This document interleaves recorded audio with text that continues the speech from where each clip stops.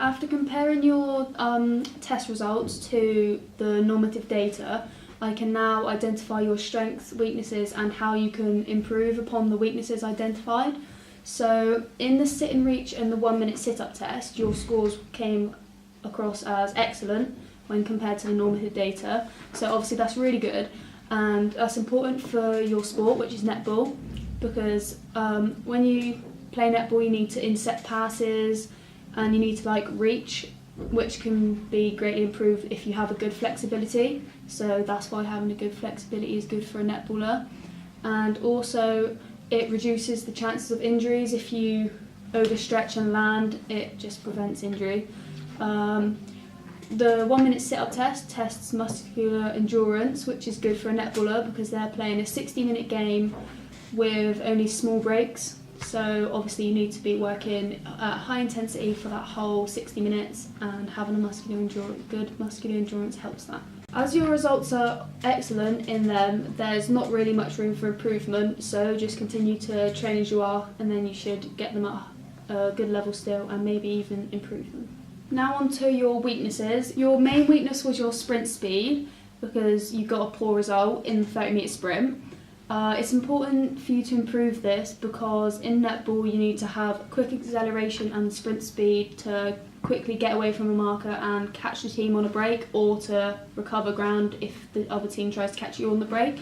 So to improve this, you should do weight training to improve the strength of your legs.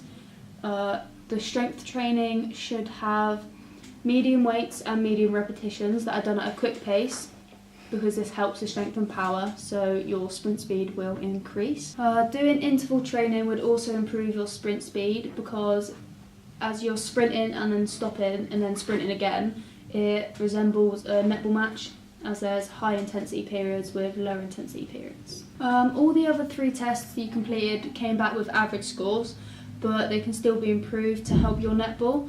Your sergeant jump was average, but it was very close to being an above average score, so it doesn't need to improve too much, but if you were to work on it, doing weight training would be beneficial because increasing the power in your legs helps you jump higher and you'll be able to catch rebounds, intercept passes. This should be done with medium weights and medium repetitions. The multi-stage fitness test results were also average, which is important for a netballer as you're working for 60 minutes, like I said earlier.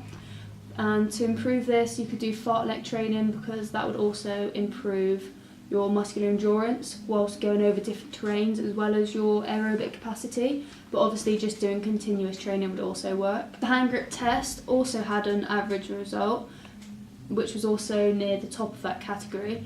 So doing a muscular and strength training would benefit you as a netballer to throw the ball with more power, which could just reduce the chances of it getting intercepted.